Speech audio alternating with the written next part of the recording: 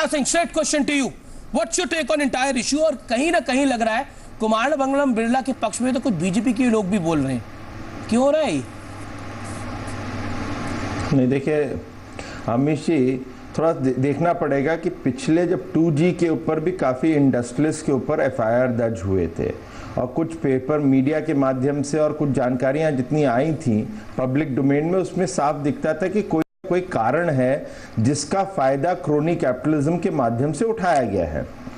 इसलिए कोई, आपने देखा होगा चाहे सरकार हो या विपक्ष भी, उस पर कोई किसी की टिप्पणी नहीं। यहां पर जो देख रहे हैं कोलगेट के अंदर जो अभी आप देख रहे हैं FIR दर्ज करी गई है, हमने CBI के ऊपर प्रश्न जो उठाया वो इसलिए उठाया है कि जिस मापदंड से आपने FIR दर्ज करी है एक कोल सेक्रेटरी के ऊपर, फॉर्मर कोल सेक्रेटरी, जो कि जिन्होंने एक नोट भी बनाया था कि आप इसको ऑक्शन के रूट पे चले, मगर PMO ने रोका था, उस व्यक्ति के खिलाफ आपने FIR दर्ज करी है और उसमें किसी इंडस्ट्रियलिस्ट का मिलना किसी सेक्रेटरी से या इसको लेके आपने शक का जो दायरा लगा रखा है उसके खिलाफ के ये सब बातें सही है, ये कॉन्स्पिरेसी हुई थी, तो उस कॉन्स्पिरेसी की अकाउंटेबिलिटी कहां खड़ी होती है, उसके ऊपर हम लोग ने प्रश्न चिन्ह उठाया है कि अल्टीमेट अकाउंटेबिलिटी कोल मंत्रालय पे जाती है और वो उस समय थे प्रधानमंत्री।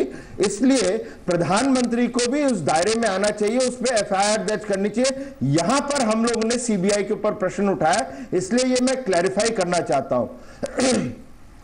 तो जो जितना अभी दिख रहा है उसमें आप चाहे वो 2G देखें या कोलगेट देखें, प्रधानमंत्री अल्टीमेटली रिस्पॉन्सिबल है और प्रधानमंत्री एज अ कोल मिनिस्टर उसको साइन किया है उन्होंने फाइलों को।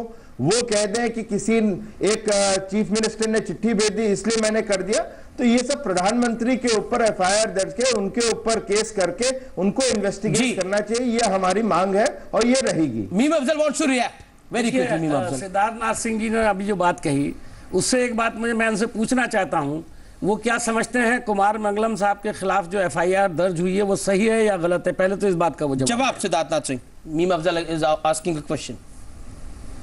देखिए हम लोग ये कानून जो लॉ है वो अपने हिसाब से चलेगा, तो फिर कानून को चलने दीजिए ना। आपत्ति है फिर कानून को चलने दीजिए ना। मैंने आपसे बुनियादी सवाल किया है, या तो ये FIR गलत है आपने या फिर आप गलत है।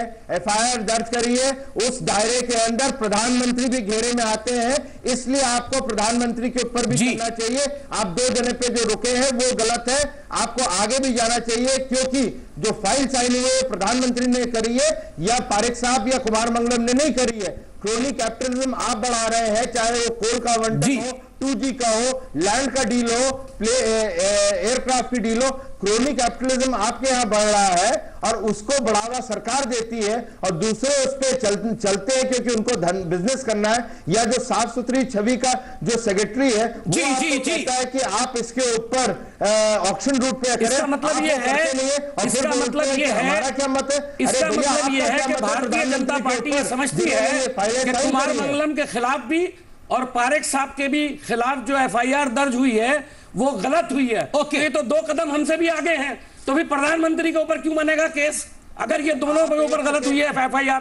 मैं पूछना चाहता हूं, जवाब दें मुझे। ओके सिद्धार्थ सिंह, आप ये बोल रहे हैं कि परख के खिलाफ, परख साहब के खिलाफ और कुमार मंगलम बिरला के खिलाफ FIR गलत है?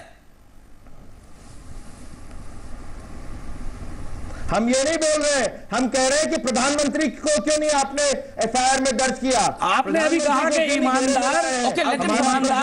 ईमानदार सेक्रेटरी हैं, उनके खिलाफ है। आपके कहने का मतलब है कि वो इतने ईमानदार हैं, और मैं भी कहता हूं आपको कि उन्होंने खुद ये बात कही है कि इसके अंदर कोई घपला नहीं हुआ। कल वो मेरे साथ एक टीवी चैनल पर थे, जब आया उन्होंने कहा इसमें कोई घपला नहीं हुआ। मैं चलिए उनकी बात मान लेता हूं, तो आगे इंक्वायरी से पता लगेगा जब केस अदालत में जाएगा। आज की तारीख में मुझे ये अंदाजा हो रहा है कि भारतीय जनता पार्टी ये समझती है कि कुमार मंगलम साहब भी बेगुनाह है और पारेख साहब भी गुनाह है, लेकिन प्राइम मिनिस्टर कैसे फिर गुनाहगार हो जाएंगे और उनके खिलाफ FIR के लिए आप कैसे दबाव डाल रहे हैं? Siddharth Singh, complete your word please. कहीं ऐसा है अमीर जी, शायद ये बातों के तर्कों से ये बेतर्क हो चुके हैं अफजल साहब। नहीं, मैं बिल्कुल समझना चाहिए कि जिस दायरे के अंदर आपने कॉन्स्पिरेसी थ्योरी बनाई है उस दायरे के अंदर प्रधानमंत्री भी घेरे में आता है, तो आपने क्यों नहीं किया? वही हमारा आरोप है उसका जवाब कि के अंदर प्रधानमंत्री क्यों नहीं आने दिया जेपीसी के अंदर? आप उनको क्यों बचाए रखते हैं हमेशा? राहुल देव, मैं आई कम बैक टू यू। मेरे साथ आदि ओके एमएल शर्मा मेरे साथ आदि गोदरेज भी है और मीरा सान्याल भी है, दोनों कॉर्पोरेट वर्ल्ड के हैं। मेरे को उनके पास जाना होगा। आदि गोदरेज साहब से सवाल पूछूंगा मैं। जी हाँ मिस्टर गोदरेज, क्या इस पूरे मामले में कॉर्पोरेट इंडिया का सेंटिमेंट और खराब होगा? इंडस्ट्री के हालात बहुत अच्छे नहीं है, इंडस्ट्री क्यों गार्ड करने की कोशिश कर रही है?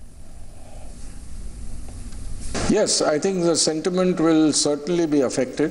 I think filing an FIR against a very well-respected business person and a very well-respected group that has very large investments both in India and outside India, I think should be avoided.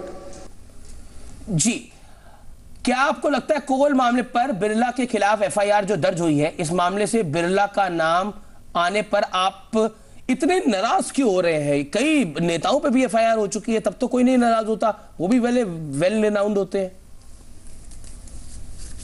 Well, whatever I have read of the case, I don't know the details of the case. Whatever I have read, I haven't seen any reason for doing so.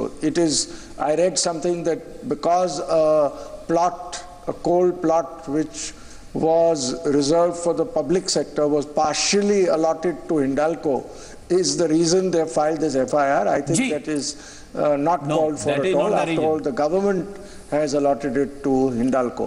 Okay, Meera Sanyal हमारे साथ है। मीरा सान्याल, मैं आपके पास आऊंगा इस दौर के अंदर। आखिरकार ऐसा लग रहा है कि आप तमाम लोग जो हैं वो बचाने की कोशिश कर रहे हैं कुमार मंगलम बिरला को। Don't you think law should take its own course? क्यों अब आप लोगों को मैं सीधे अगर बोलूं तो क्यों आप लोगों को परेशानी हो गई? अब कई नेताओं के खिलाफ भी हुई है FIR, कई और लोगों के खिलाफ भी हुई है। वाई ओनली कुमार मंगलम बिरला साहब? उन पे FIR हुई तो काफी परेशान हो गए आप लोग। देखिए, मैं दो चीज कहना चाहती हूं।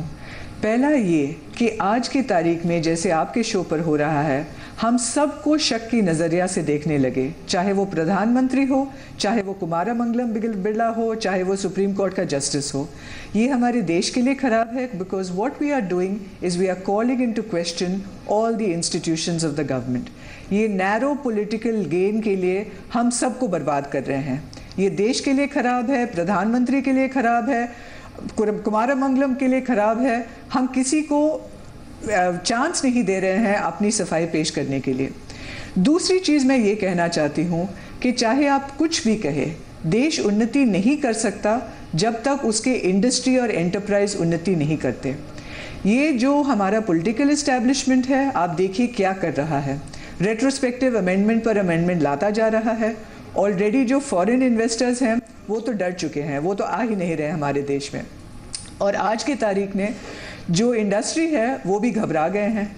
हाँ, शायद क्रोनी कैपिटलिज्म हो सकता है जी, लेकिन दूसरे साइड से जो आप कर रहे हैं, और ये लग रहा है, सबको लग रहा है कि ये पॉलिटिकल मोटिवेटेड एक्शन है। चाहे वो सच हो, चाहे वो परसेप्शन हो, हमें परसेप्शन के लिए डील करना है। परसेप्शन के लिए डील करना है। No, this is not the political action, this is purely corruption action. पिछले 50 सालों से इस देश में करप्शन बढ़ता बढ़ता गले के ऊपर आ चुका है मैडम, और इस वजह से आज आप हर किसी को शक की नजर से देखना मजबूरी है।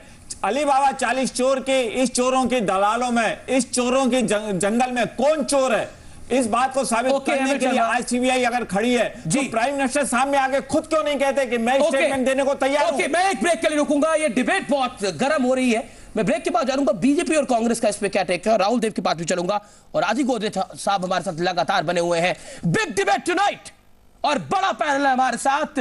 ब्रेक के बाद भी जारी है। कीप वॉचिंग जी मीडिया।